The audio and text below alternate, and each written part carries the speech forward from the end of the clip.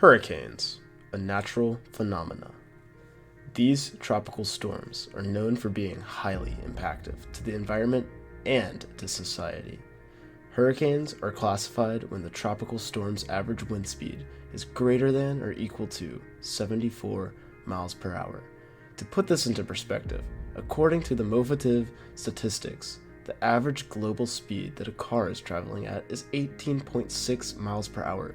This means that a hurricane's winds are consistently 4 times faster than the average car. Because of these intense wind speeds, hurricanes cause devastating damage to areas. Most people know how dangerous hurricanes are, but what causes them to form? There's a couple conditions hurricanes need to start forming, as these aren't your normal, everyday, rainy storm. Firstly, a hurricane needs warm water. The storm won't be able to maintain size or will dissipate quickly when in waters that are below around 80 degrees Fahrenheit. The warm tropical air above the water will cause the air to rise and form a low pressure center that the hurricane will spin around. Secondly, a hurricane needs a strong Coriolis force to add to the spin around the low pressure system. This needs to be 5 degrees above the equator, because within 5 degrees of the equator, the winds aren't going to be strong enough to add to the hurricane. The next factor is wind shear. A hurricane needs low vertical wind shear. As you can see with this high vertical wind shear, the hurricane's not able to feed enough off the water to become tall and powerful. Another component is tropical waves. Here's a diagram of the easterly waves. These waves will carry the storm into better conditions for it to form into a hurricane. These waves will also impact the path that the hurricane takes.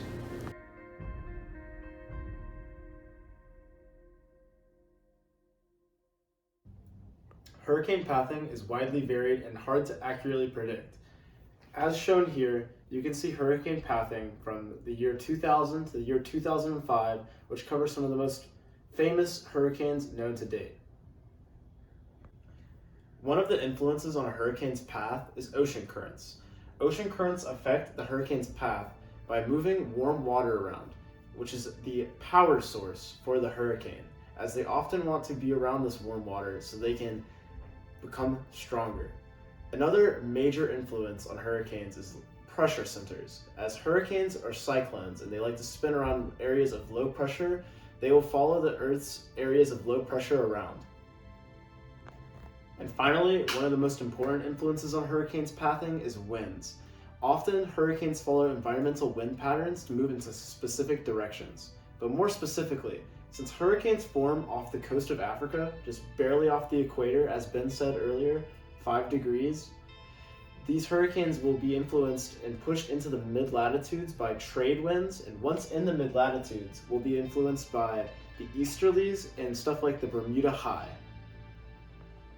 So now that we know how hurricanes form and path, let's pass it on to our experts in the field to find out what's really going on inside of a hurricane.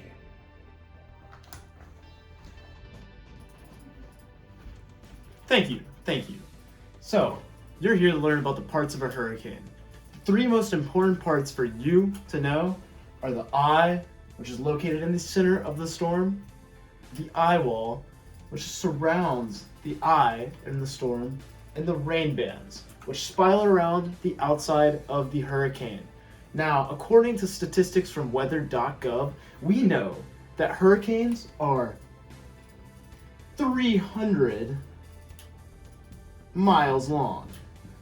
Believe it or not, but that is 5,280 football fields.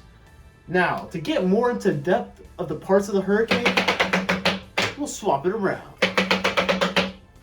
This is a diagram of a hurricane. So, these red arrows are going to show you where air is converging up. So we can see that this air is converging into these outside rain clouds and into these bigger rain clouds you see here. Now, this is the eye in the middle. And these are the eye walls on the outsides. So this air that's coming in is bringing in very warm, humid air, which creates very, very strong thunderstorms. These eye walls are going to have the strongest winds and the most rainfall you'll see in the hurricane, while these outside thunderstorms are going to be spiraling around and not getting as much of that concentration of humid, warm air. Now, the eye is specifically designed by the hurricane to drop air, which creates this dead, calming effect. And while these outside thunderstorms are extremely devastating, the eye is completely calm, which boggles a lot of minds. So, as you can see, this rain is coming down from these outside rain clouds. When talking about hurricanes, hundreds have been eventful enough to devastate areas and leave a mark on history. One notable hurricane that hit the US was Hurricane Matthew. Here's a satellite image of the hurricane when it was fully formed and on its way. This hurricane took place September 28, 2016 to October 10, 2016.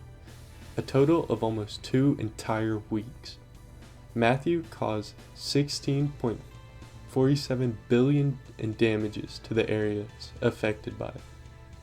The highest wind speeds Matthew reached ended up being 168 miles per hour, which is more than double that needed for a hurricane to classify as a hurricane. Hurricane Matthew was also deadly and resulted in deaths of 603 individuals. These images show the pure destruction the wind speeds can produce.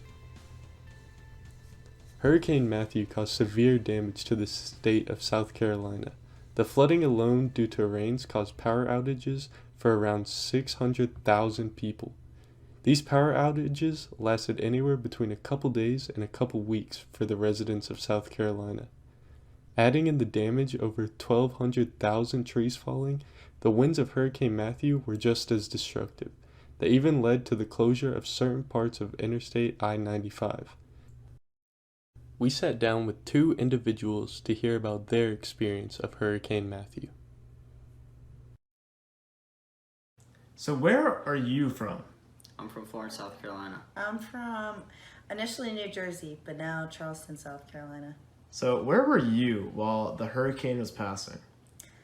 While the hurricane was passing, I was at my house in Mount Pleasant because we had office school. During Hurricane Matthew, I was in my house. And how did the hurricane change your daily life? I just remember waking up and hearing the winds and everything, and then my dad got the generator out. We were stuck inside. Our power went out. He had to keep running it every so often so we could keep our refrigerator, foods cool and whatnot, but basically just couldn't go outside. I couldn't do much. Was school canceled? Electronics. Yeah, school was canceled. It got canceled for that day, and then after everybody assessed the damage, it was canceled for about a week and a half, 2 weeks. So the Hurricane Matthew changed your daily life? It did change my daily life for sure. During the brunt of it, we were all just kind of like locked up inside.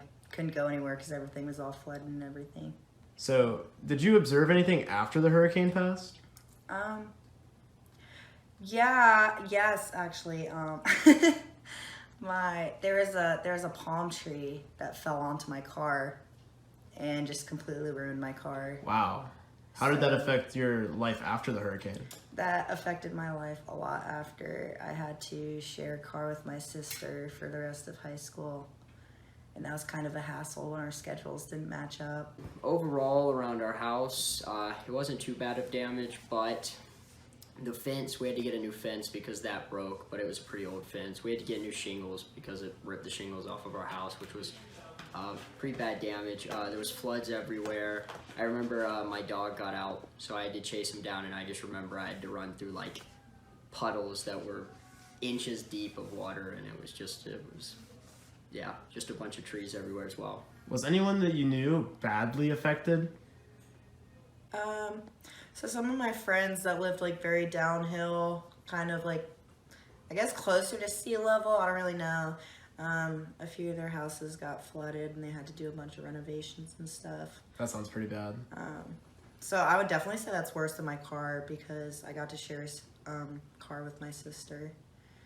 Where like a house, you have to actually like completely renovate it. No, not really. Actually, that's false. Of my family that I have in Johnsonville, they were locked in their house. The waters were basically up to their front porch, up the steps. It was pretty bad. That's horrible. Yeah. Thank you for taking your time. As you heard through those interviews, hurricanes are devastating. There's no doubt about it. But there is good at the end of every dark tunnel. These horrible storms succeed in bringing people together, whether that's a nonprofit or a church group, or maybe even just a group of friends wanting to help. People from all over come to help out those in need during a catastrophic event such as a hurricane.